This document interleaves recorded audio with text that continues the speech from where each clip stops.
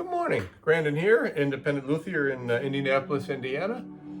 Working on a beautiful little Washburn HB-15 Jazz Box with a single mini humbucker up at the neck.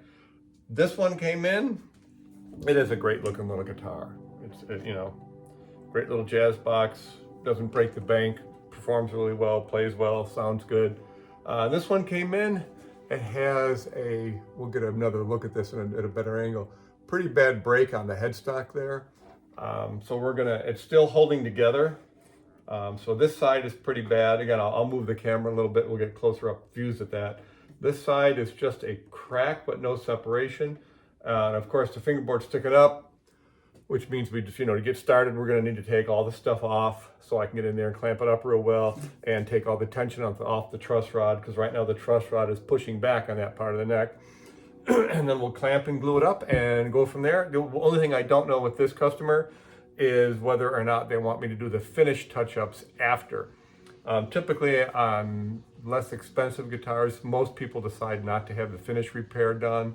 They just want it structurally sound, looking good so they can play it. And if there's any loose finish, of course, we can always, with this one, it's probably polyester because it's not nitro or any of the thinner finishes. So typically what I'll do then is I'll tack the original finish down, which means just wicking in a little super glue once all the repair is done to keep the finish from chipping and flaking off and not catching on their hands as they play. Although I will contact the customer and then see if this one is one they want the finish work done. Because typically doing the cleaning up the finish repair and making it try to look invisible, that involves quite a few more hours of labor. Just doing the headstock repair is inexpensive, doesn't take real long, hour and a half tops, just from soup to nuts, taking the tuners off, putting them back on. And they decide not to do the finish repair, they just want it structurally sound so they can play it. Again, we'll find that out as we go forward. And so just give me a minute here and we'll get a couple close-ups of the brakes so you can have a look at those. All right, so I've taken off the bottom two tuners. Just sometimes with some of these, it's habit, I guess. I didn't need to, but sometimes with some of these repairs, they're up into the headstock where I have to clamp up here as well. And I take those two tuners off, so it's just part of my process and it gives me a little more working room. I've also taken all of the tension off the truss rod. So it's a dual action rod. I have it in the neutral position. And yes, you can see that crack right there. And if I'm able to open it up quite a bit, okay? So I'm not gonna have any problem getting glue done in there with my syringe. One of the things I always recommend doing as much as possible is putting the syringe in with the grain, because if you go across the grain, you could knock a piece loose and then it would get in the way of the crack closing up tight. So one of the things I also do is just a dry fit to make sure that it will clamp up and go back together properly before I do inject a bunch of glue. So I'm just going to take a quick clamp and put a little clamping pressure on it and going in between the frets just to see if that will close up. And yeah, it closes up nice and tight. No issues getting that all back together. The finish is going to require probably some touch up when we're done to get it to lay back down. And again, I need to check with the customer to see if they want me to do a spray over to clean up the finish, and we'll see how they respond. But right now we're going to get it all clamped up and glued back together. With these repairs, I like to let it sit under clamping pressure for 24 hours, and then I'll take the clamps off and let it rest for another 24. I don't want the glue to just dry. I want the glue to cure before I do anything else with it, okay? Give it a chance for all that moisture to get out before, if they want any overspray done, and all that moisture to be gone before I do that. Chances are I'll let this one sit for a couple days while I work on some of the other things I have in the shop right now. But for now, I'm just going to go ahead and get my syringe ready with some glue, get my clean, damp rag for handling the squeeze out. I've got special clamping blocks I've built for this that fit the curve of the neck, and we'll come back when we're all ready to do that. All right, we are ready to glue this crack up. I have two C-clamps already set to the right opening based on the clamping blocks that I'm going to put here between the frets to protect the fingerboard. And I've got these other clamping blocks I've made for doing these kind of repairs that I've got a curve in there that pretty much comes close to most of the necks. and it's a little bit wider so I don't, you know, cut into the finish or anything or put a dent. And I've lined them with cork as well to give a little padding, and the cork won't really imprint on the finish on the back of the neck. Okay, so what I'm going to do is I'm going to start to get into the thinner parts.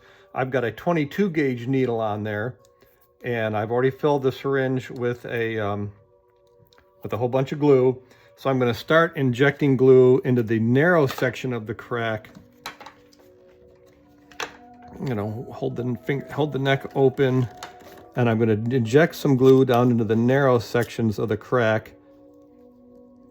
And I'm going to inject glue till I see it popping out, okay? Work the needle back and forth. Sometimes you have to be careful of where you place the needle so that the beveled edge is not right up against the wood, because if you do that, then the glue won't come out. So I'm starting to get some glue way down into that crack. I'm going to work a little bit now, a little deeper in towards the middle, and then I'm going to switch over to the bigger 18 gauge needle because this side of the crack is really open. Before I do that though, I've already removed the nut. I'm going to work a little bit of glue into this other side as well, right from where the nut was. There's not a lot there needed. If I can get the needle to go in, there we go. Get a little bit of glue into that part of the crack. Okay, now I'm going to switch over. The other thing I'm going to do is, of course, with the 22 gauge, is I'm just going to take it off and drop it in the water so that the glue won't set up inside the syringe. Okay, now I'm going to put on an 18 gauge, which is quite a bit larger, which will allow me to put glue into that crack really fast, okay? Into the big part of the crack. So we're just gonna put a bunch of glue down in there. You can see it spreading through the crack very quickly. Gonna get down in here, put a bunch of it in there. Because what I do not want on this type of repair is what would be called a glue starve joint, which I don't get enough glue in. And yes, we're going to get some glue squeeze out. All right, I've got plenty of glue in there. So again, I'm going to pop this needle off and drop it in the water.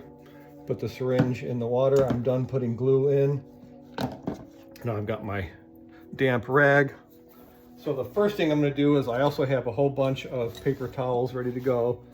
I'm going to hand squeeze that and wipe off the squeeze out. Okay. And I've got a lot coming up by the nut. We're going to get more, but I'm going to do this in stages. Got a lot coming up there by the nut. That's good. Now we'll check the other side. That one looks good. Going to get a little more of that glue squeeze out from around the nut. Okay. Now we're going to start putting clamping pressure on. Okay, so I'm going to move this up to where it's out of my way. Quick wipe with the wet rag. Now I'm going to start, and always remove the water. I'm going to start here on this end first, and I'm going to put a clamp on it. Okay, this takes a little bit of doing as you want to get it a little snug so you can get everything in place. And that's what we're dealing with. It happens. So get the clamp on, get it hand just snug. I'll let it rest on the neck there. Just start to get some clamping pressure on there. Good. Now I'm going to make sure everything is centered while I still have the ability to wiggle this a lot, and I'm getting good glue squeeze out, which is a great sign. Okay. So that one is in place. Going to wiggle this corner out where it's not hanging off. Perfect. Okay. Now once again with a paper towel, I'm going to wipe off that glue squeeze out. One more. Okay. And getting all this glue squeeze out cleaned up. Now, if I do it just right, I won't have to do any when the clamps come off. All right. Now I'm going to put the other one here. And we will again get this clamp laid on the neck just to get started. This one was a little trickier because now they tend to bump into each other, but we're doing all right. And make sure you don't have the clamping blocks on the frets because you don't want to push a fret deep into the neck. Okay, that's all lining up really nice. I'm not going to really torque down the clamps yet. All right, let's get in there and get that additional glue squeeze out. I mean, it won't stick to the finish, but it's easier to clean it up now when the glue is wet than to try to do it later. Okay. Now the other thing with the glue squeeze out is you don't want to really get all of it out of the way, because as it dries, it'll shrink back into the crack, and you don't want to have it, you know. All right, now that looks really good. Now I'm going to really start, I mean, you don't want to crush the wood, but I'm going to really force it all back together. You just got to kind of develop a feel for, again, we don't want to crush any of the wood fibers and leave a big dent in the neck somewhere. So that looks really good.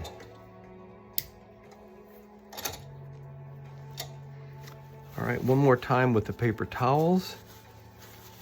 Then I'm going to go over it one more time with the damp rag. Again, this rag is damp, it's not wet. And then after the paper towel, I'm going to wipe off the water from the damp rag. That looks really good.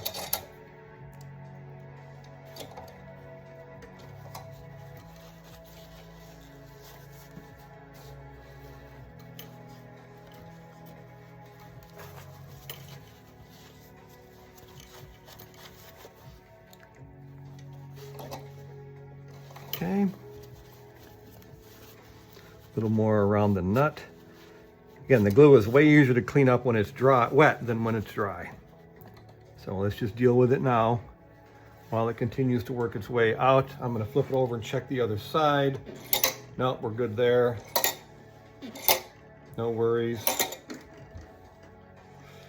Getting a little more glue squeeze out working its way out. We'll continue to clean that up. Another paper towel. And I always have 6, 7, 8, depending on what I'm working on, paper towels ready to go, so I don't have to stop and reach over and grab more. That looks good. All right, at this point, I'm just gonna go clean up my syringe so I can use it again down the road. This looks really good. I'm just gonna leave this sit for 24 hours under clamps, then we'll take them off and let it rest for at least another 24 before going any further with anything. Again, sometimes they just want it like this, and we'll just bolt it all, put all the parts back on and string it up and send them on their way. If there's any finished pieces that need to be tacked down with super glue, we'll deal with that then. But we're gonna see what the customer wants to do. But for now, we can set this one aside, let it dry. We'll come back when we're ready to put it all together. All right, time for the big reveal on this headstock repair. Let's get the clamps off and have a look. And did talk to the customer. They do not want the finish repaired. They're happy just for it to be structurally sound. So let's see how it closed up and if I need to just do any wicking of super glue into any of the seams. All right, let's have a look. All right, that looks really good. There's no, little bit maybe there, but not really. Might be a little scraping down. We'll see. Let's have a look at the other side. Now this side's real good. Might wick just a little bit of black super glue in there to help hide it. And give this a little bit of a feel, because that edge, the finish did lift there. See if I can't touch that up with a little, see, is this, everything's glued down.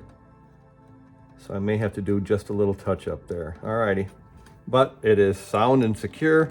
Nothing's moving. We're ready to go for the final touches. All right, turns out this, I did have to put a little super glue in to seal the edges of that crack where the polyester had lifted up and get it all nice and dried. Now I've gone over it with a really, really small file to get the high ridges off. I did it with super glue and then I sprayed it with, I wicked off the extra and then sprayed it with glue boost to harden it up quickly.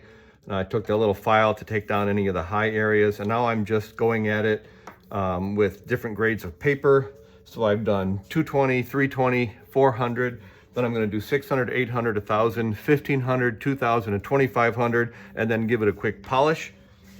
So next we're gonna go to the 600.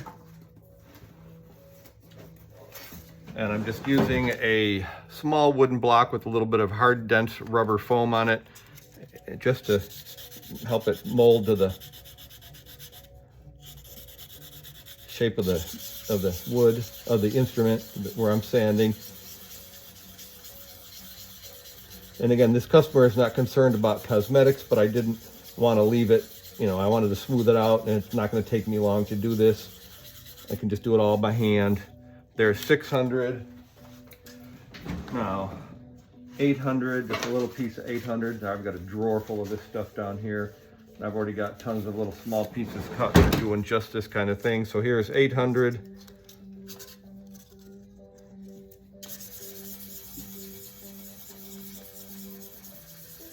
And I've just taped off the area so I don't go beyond that, and I'm keeping the buffing and polishing I'm doing here to just this limited area right over this crack. Again, the other side was fine, it didn't need anything. But this one where it had broken, the polyester was lifted up. And it was just a little bit of a sharp edge, and I didn't want to have him catch his hand on it and then break pieces of the finish off in the future. So the super glue gets wicks into those little cracks and seals all that polyester down. And it also makes for a faster repair. And because it's polyester, I don't want to go through all the trouble of having to do multiple sprayings with, you know, with nitro lacquer, because it's just polyester finish on the instrument originally. So doing touch-up work with super glue is just fine, works great. Just gonna, all right, that was 800, this is 1,000.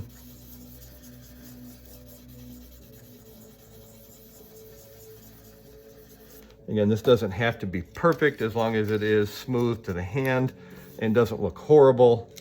The customer did not want the expense of a complete touch-up and respray of all the burst on here.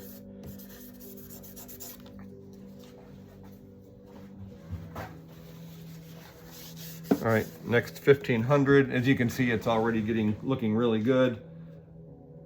So next we're gonna go to 1,500. We got a small piece, yep, there's one right there. I'm gonna cut this in half because I don't need the whole thing.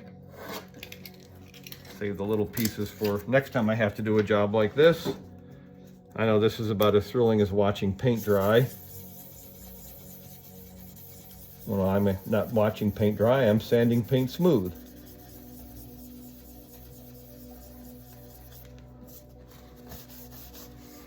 All right, there's 1,500, 2,000. I have a small piece of 2,000 here. Here we go.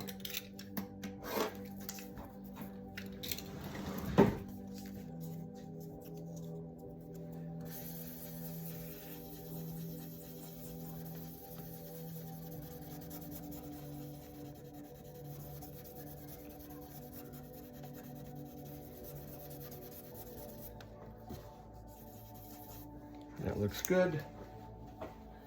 There's 2,000. 2,500 next, be the last one. And then I'll just quickly give it a polish with some compound and we'll call it a day. Here's a piece of 2,500 grit paper.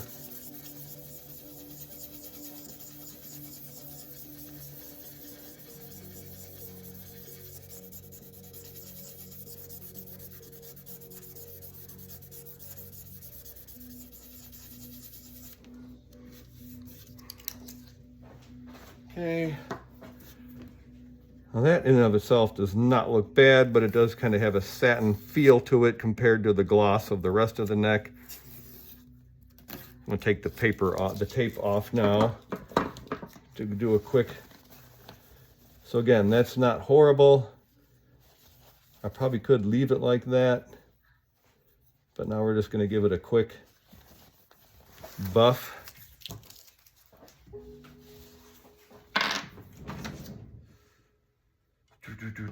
Where is my, here we go.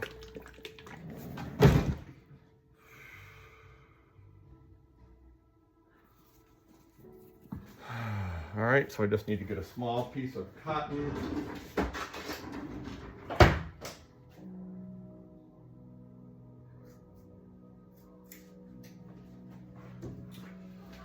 This is my fine scratch remover. The way this stuff works is you just buff it until it's dry. And hand buffing usually works great. For a little bit larger areas, I'll break out a power buffer. But in the time it takes to clean it up, hand buffing like this is just as good. Get a little speed, little circular motion. And again, you keep, for the instructions, you keep doing this until it's dry. I'm not going for perfection here.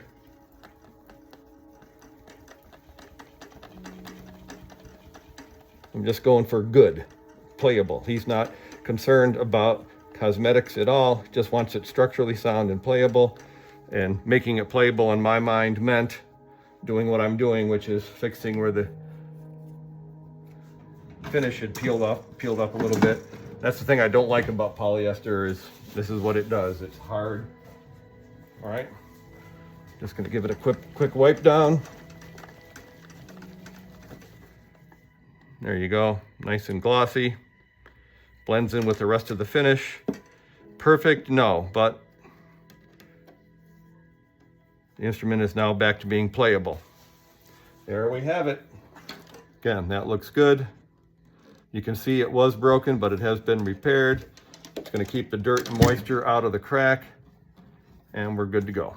String it up and take it back. All right, see you next time. Thanks.